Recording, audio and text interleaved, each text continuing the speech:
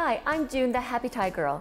I'm so excited to show you how to make a classic and ever so popular Thai dish, Pad Thai. It is so easy, yummy, and it will be so much cheaper than at the restaurant. That's coming right up on Spanish Fork 17's Cooking Made Easy with June, brought to you by Macy's, the happy shopping store in Spanish Fork.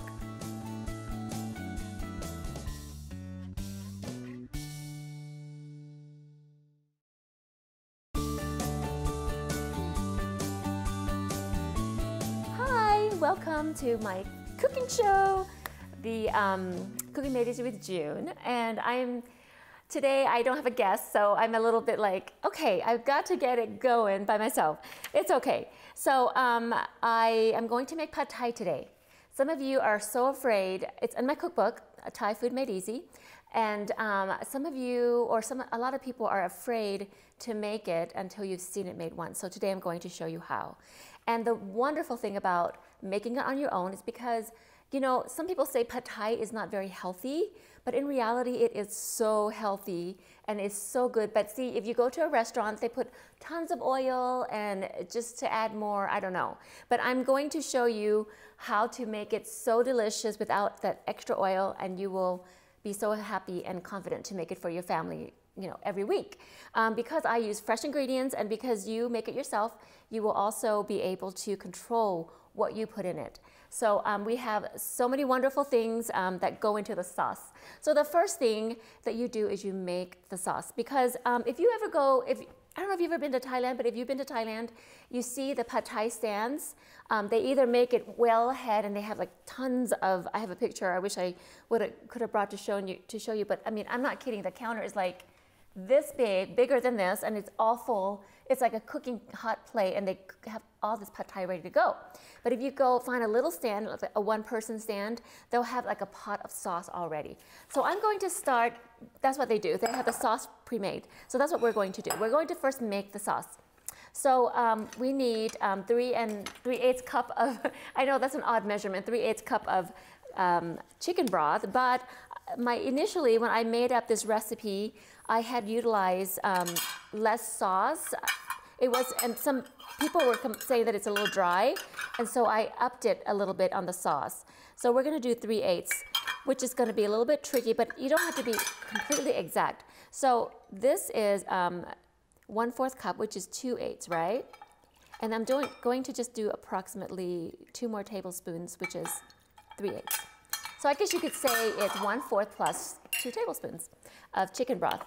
And then we need 4.5 tablespoons of fish sauce. I know it's so exact, but what I did was I had an initial recipe and then I did times and a half it. So I added a half more of the measurement so that we can have a little bit more sauce for the recipe. So we're just going to say 1, 2, 3,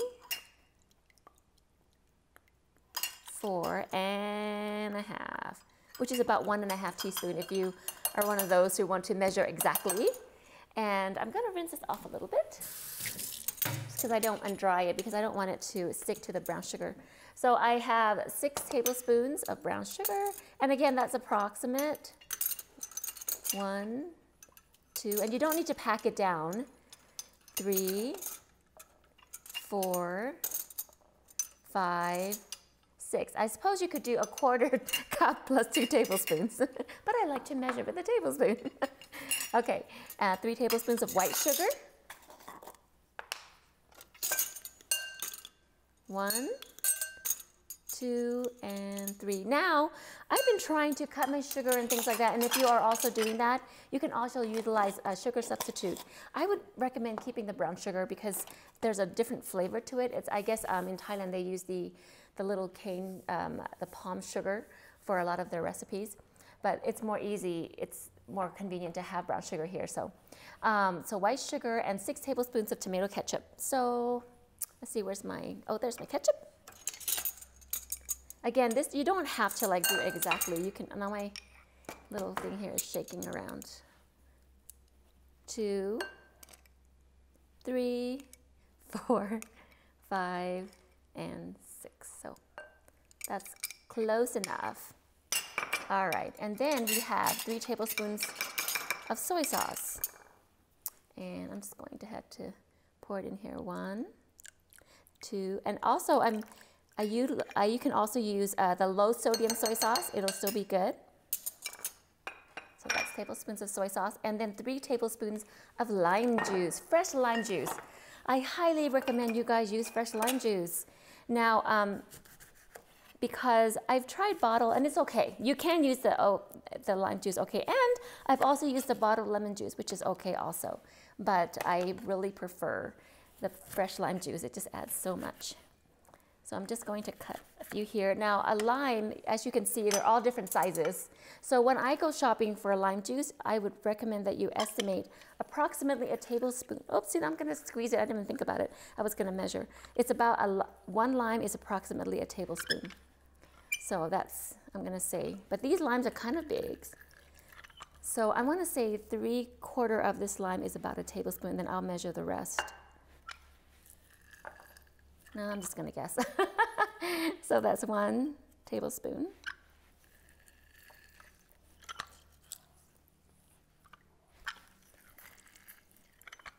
I wanna say this is 2. So these limes are a little bigger, so I think we'll be safe to say that we have 3 tablespoons with these 2 big limes. Now, we're also going to garnish it with more lime, so honestly, it'll be just fine. All right, so that's 3 tablespoons of lime juice.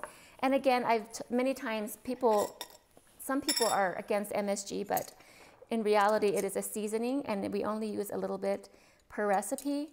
And it's the ones that overdo it is where it's bad for you, or if you're allergic to it. But it really enhances the flavor. So it is optional, but I still like to use it. So I do a 1/2 teaspoon. Okay. So now we have our sauce. So I'm just going to whisk our sauce together, and it's going to be ready to go. There are some recipes that utilizes tamarind, and that's why I substituted with ketchup. So I found this out. I went to a 5-star restaurant in Park City, and a Thai restaurant. And that's how I came up with this recipe, because I tasted that they utilize ketchup and not tamarind.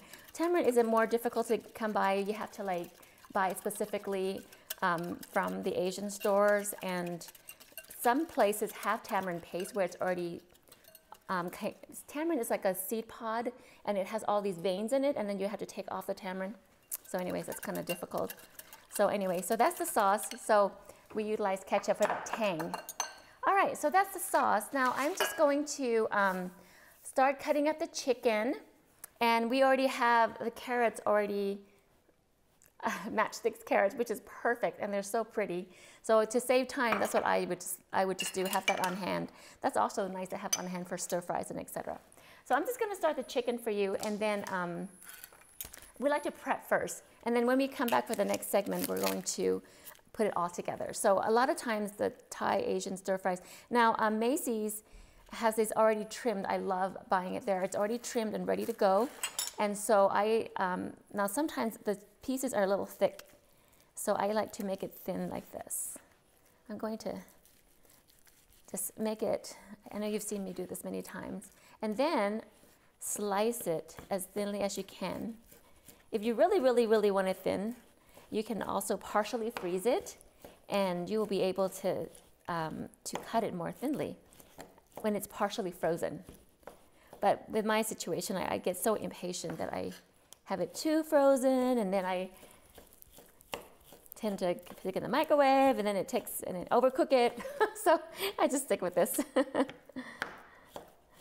But if you're good at it, you can do that. In the Asian, I used to work, in my college years, I used to work at a Chinese restaurant and as a waitress, and I don't know, I love to watch the chefs cook. And so they have partially frozen chicken pieces, and that's how they make their chicken so thin. And they also take the time to butterfly it and make it look like large, thin pieces of chicken. So, okay. So now it calls for 1.5 to, and you can trim all this out, the little strips here. So it calls for approximately 1 pound, but you can use more protein by adding 1 or 1.5 pounds of chicken. All right, so I think that's it. I'm going to go ahead, let's go ahead and take a quick little break. I'm going to finish up the chicken, and then we'll have, that's all really on the prepping. We're just going to take a little break, and then when we come back, I'll do some garlic, and we'll be ready to go and gonna put it all together. So don't go away. You have to see how it turns out when I cook it.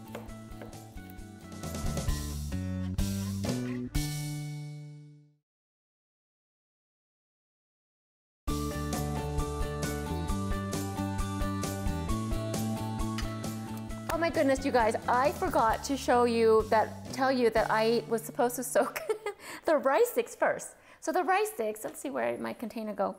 Anyway, so the rice sticks that come in a package, and they're dried noodles, and they're called rice sticks.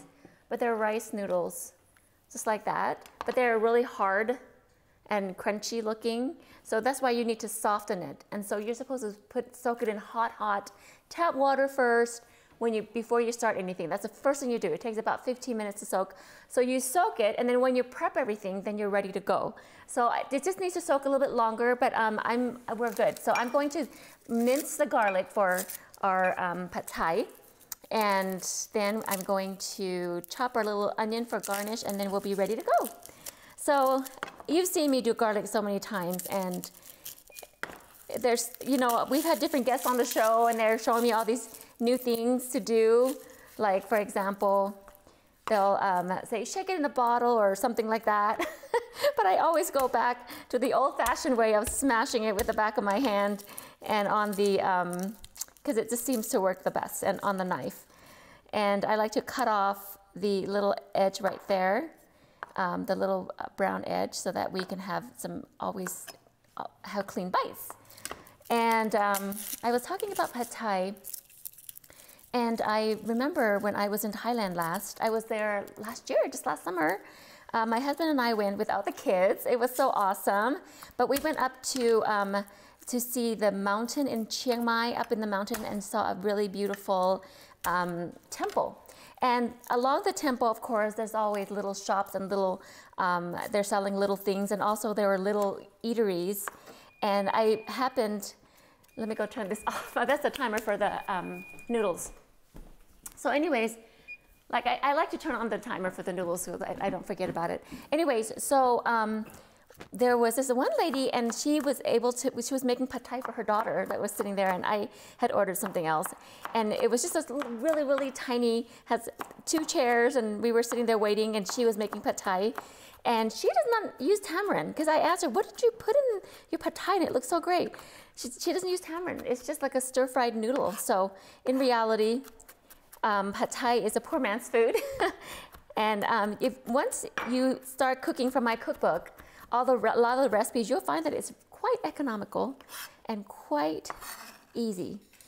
Like in American food, you have to make the potatoes, and oh my gosh, and the rolls.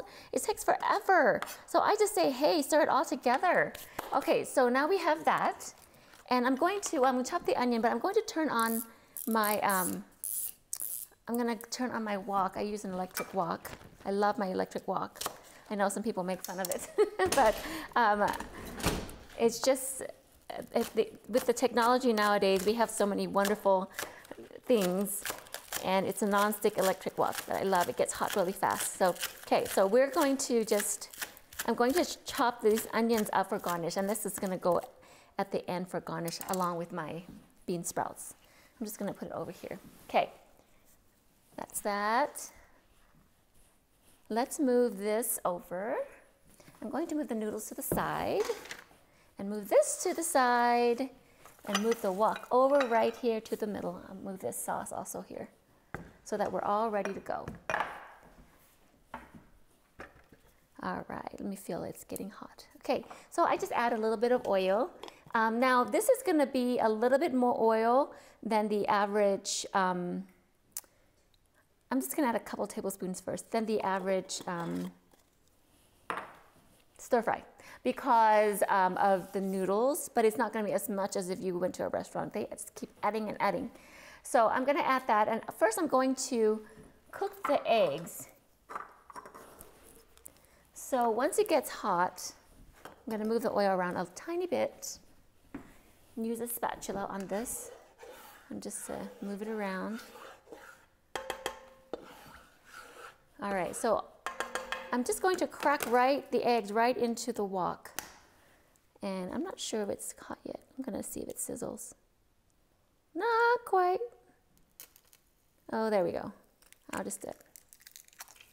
Yep. So I'm going to go ahead and crack the eggs in there. 4 eggs. Did you guys see any shells in there? I didn't notice, did I? Oh, that's not a shell. Okay, so I'm just going to scramble it right into the pan. Now really, in reality, we should have it a little bit hotter where it just sizzles and you just throw it in there. But it's getting right there. So what we're going to do is we're going to fry the egg first.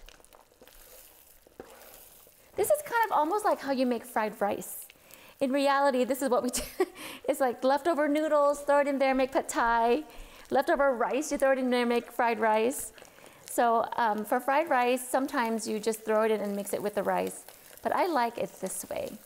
So I'm just going to let it kind of cook up like that, like almost like a thin omelet. Or I guess you could say scrambled eggs. I guess you could save your leftover scrambled eggs for pad thai. Hey, who didn't eat all their scrambled eggs? Let's put it in pad thai. And that's it, just a quick, soft fry of the eggs. So almost like a scrambled egg, okay? So I take that out and I set it aside in another bowl. I'm going to add again a little bit more oil, but this is a non-stick, so I don't need tons.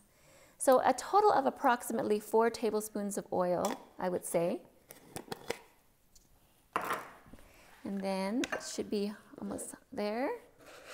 Add my garlic.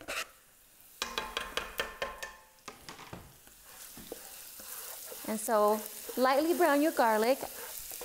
I wish you could smell. I love that, love that. So it's kind of lightly brown. It cooks quick and fast. So even though it looks white, it's going to brown up in just a second. So I'm going to go ahead and add my chicken.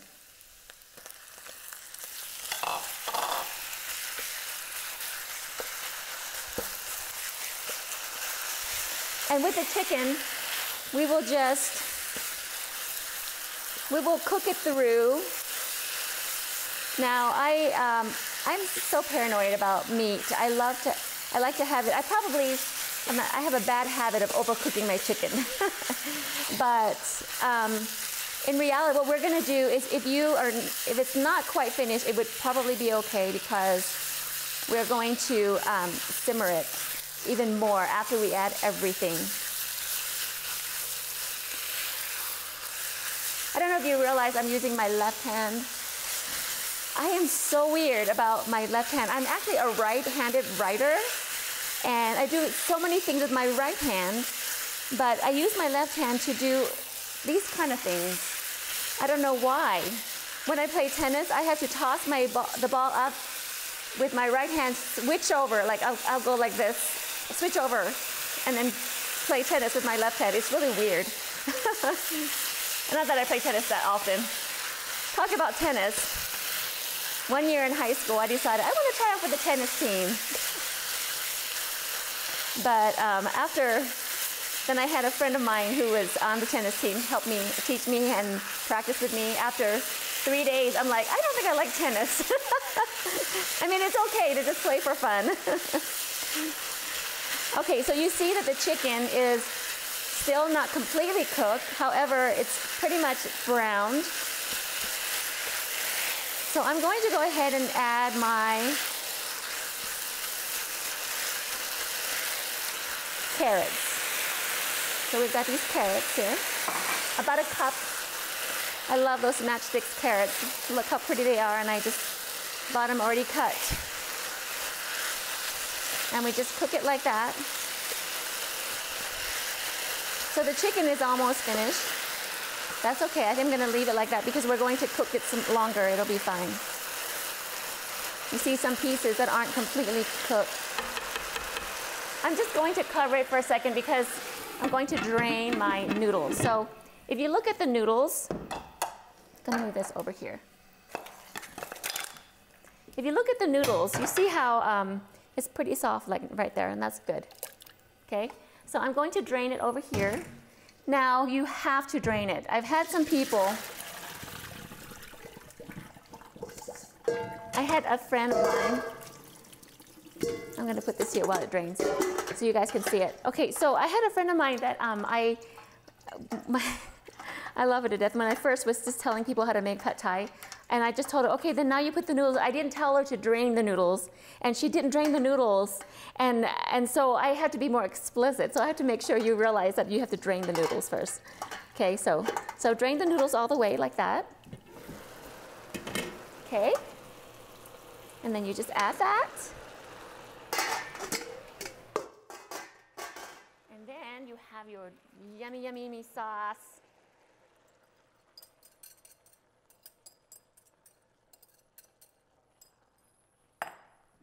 And then I take two wooden spoons and I toss it together. It's just easier this way. And I know this looks soupy, and everyone always calls me the first time they make it, June, it looks so soupy. It's fine, it's gonna be awesome because we're going to simmer it for 2 minutes. I timed it, and keep it on high. Okay, so keep it on high, and so in a way you're simmering it or boiling it, cooking it for 2 minutes, not to turn it down, okay? So, yum. Okay, so we're going to take another little break as it simmers, and when we come back, it's going to be done, and we'll plate it for you, so don't go away.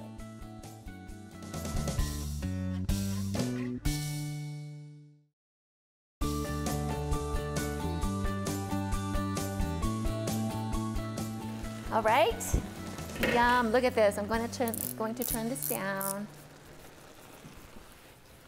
So it's all ready. You see how it's not soupy anymore? It's perfect. And the steam is coming up. I don't know if you can see the steam. And just do a quick toss. I add the eggs into it now last. And I'm going to, and that's it. Does that look yummy? I'm going to plate it and add the garnishes. So let's put a little bit on this picture plate. See how this looks. Just right there.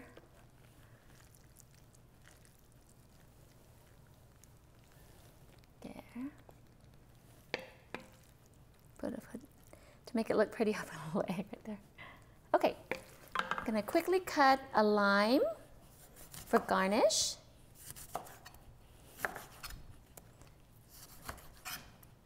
I'm going to add a little bit of bean sprouts and a few green onions. Now, I guess you could just toss the green onions in with it. I've done that too, so. And some peanuts. And there you have a yummy pad thai ready for you. So, you guys, you know how I showed you how to make it? Now you've got to make it. I'm just gonna take a little bite. So, happy cooking. Go to happythaigirl.com, Happy Thai Girl Instagram, and I'll put this here.